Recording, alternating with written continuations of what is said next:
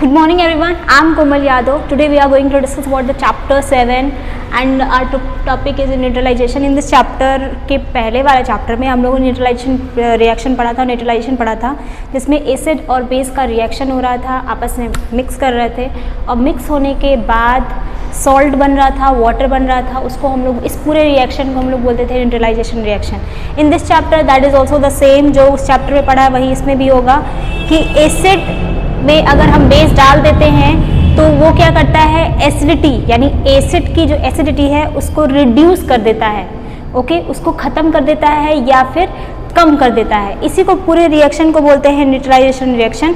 इस रिएक्शन में जो प्रोडक्ट बनता था वो वाटर होता है और सॉल्ट बनता है. किसी भी प्रकार का कोई भी एसिड लेंगे, जैसे कि मैंने बताया था कि अगर हम सॉलिड एसिड स्ट्रॉन्ग एसिड ले रहे हैं और स्ट्रॉन्ग बेस ले रहे हैं, जो रिएक्शन होगा वो सॉल्ट बनेगा और वाटर बनेगा.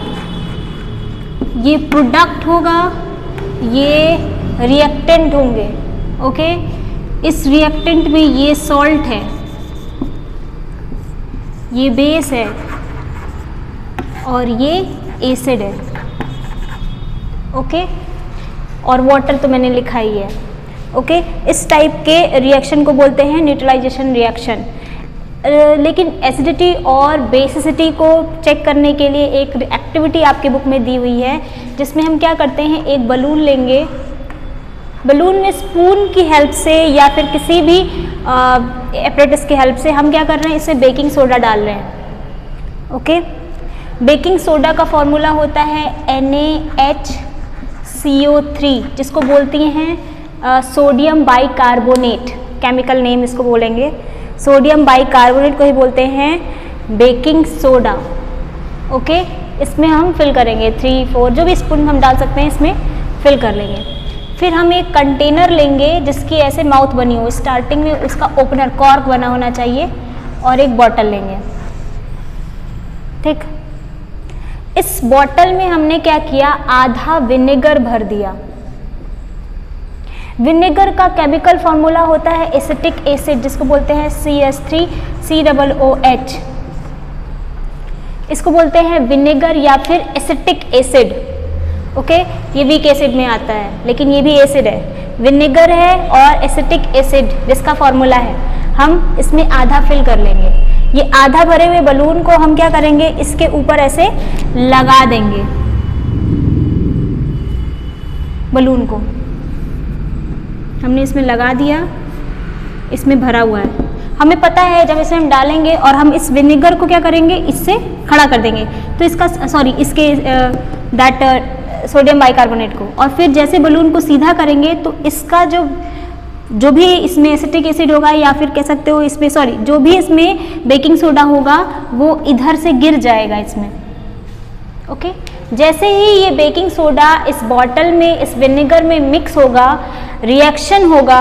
और रिएक्शन कैसे होगा, ये क्योंकि ये एक बेस है और एक एसिड है, दोनों का रिएक्शन होगा अंदर. दोनों ही वीक एसिड और बेस है देखा जाए तो, लेकिन दोनों में रिएक्शन होगा और बबल्स निकलेंगे. ये जो बबल होंगे वो होगा carbon dioxide, okay. Carbon dioxide निकलेगा. रिएक्शन से जो सॉल्ट बन रहा होगा वो होगा सोडियम एसीटेट, जो कि न्यू सब्सटेंस है, और साथ में वाटर का फॉर्मेशन होगा.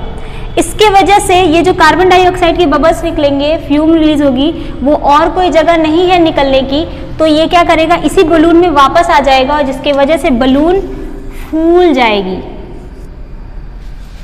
ओके.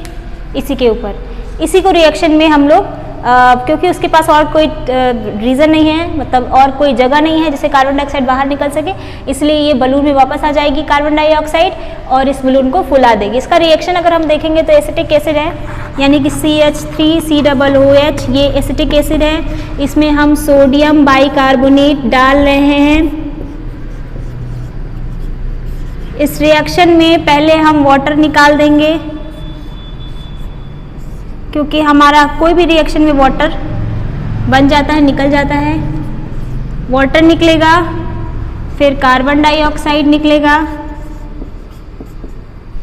इसके साथ हमारा बनेगा सोडियम एसीटेट यानी कि CH3CONA, सॉरी COONA।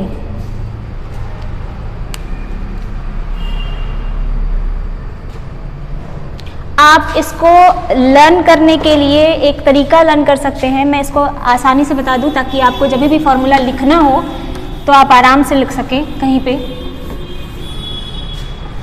हम क्या करेंगे लर्न करने के लिए, CH3COOH ये एसिटिक एसिड है, हम क्या कर रहे हैं उल्टा लिख रहे हैं।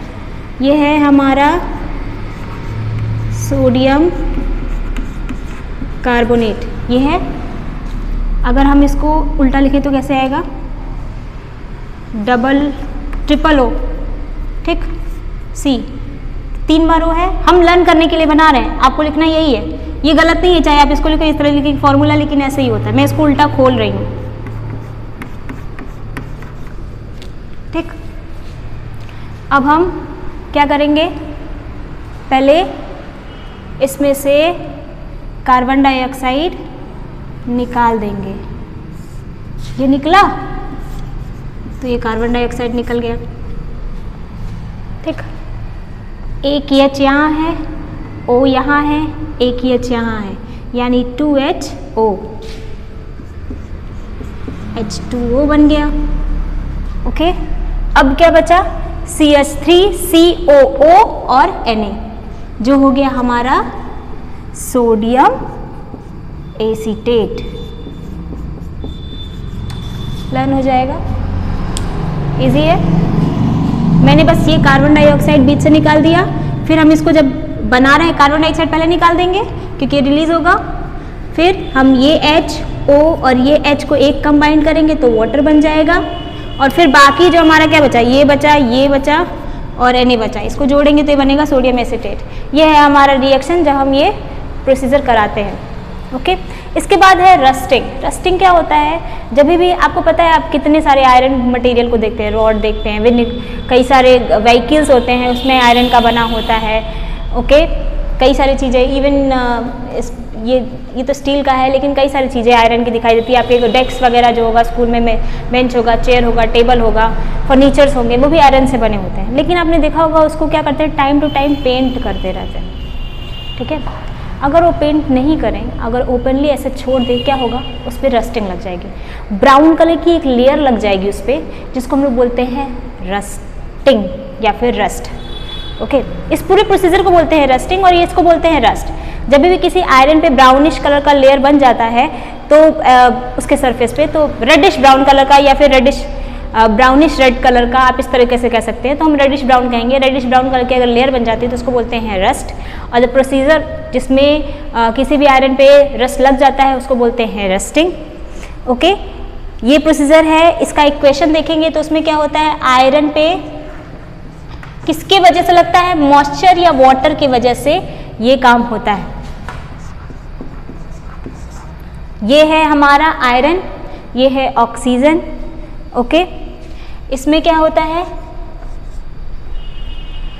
ये आपस में रिएक्ट करके ऐसा बनाएगा, जिसको बोलते हैं फेरस, ये इसको बोलेंगे आयरन ऑक्साइड, ओके। बैलेंस करने के लिए हमें ये 2 लिखना पड़ेगा और ये 3 लिखना पड़ेगा, और फिर उसके बाद से ये क्या हो जाएगा, 2 हो जाएगा। ये है रस्टिंग का फॉर्मूला, आयरन ऑक्साइड, जिसकी वजह से क्या होता है, रस्टिंग लग जाती है, ओके। और ओपनली अगर ये रस्टिंग है उसको जगह के अकॉर्डिंगली कम और ज़्यादा होता है। जैसे कि अगर आप उस एरिया में लगाएं जहाँ बहुत ज़्यादा सूखा पड़ता है तो वहाँ मॉइस्चर नहीं मिलेगा, वाटर नहीं मिलेगा, तो रस्टिंग नहीं लगेगी। लेकिन कोस्टल एरिया में बहुत ज़्यादा, कोस्टल मतलब नदी के किनारे या फिर जहाँ पे पानी हो, वाटर बॉडीज़ के पास, वहाँ पे क्या हो, बहुत ज़्यादा रस्ट लगने के चांसेस है क्योंकि नमी ज़्यादा रहती है, ओके। फास्टर वे में लगेगा। और रस्टिंग क्या करेगा, रस्टिंग की वजह से जहाँ पे रखा हुआ सरफेस पे पूरे आयरन को ख़राब कर देगा या नष्ट कर देगा। आज के लिए इतना ही। Thank you, have a nice day.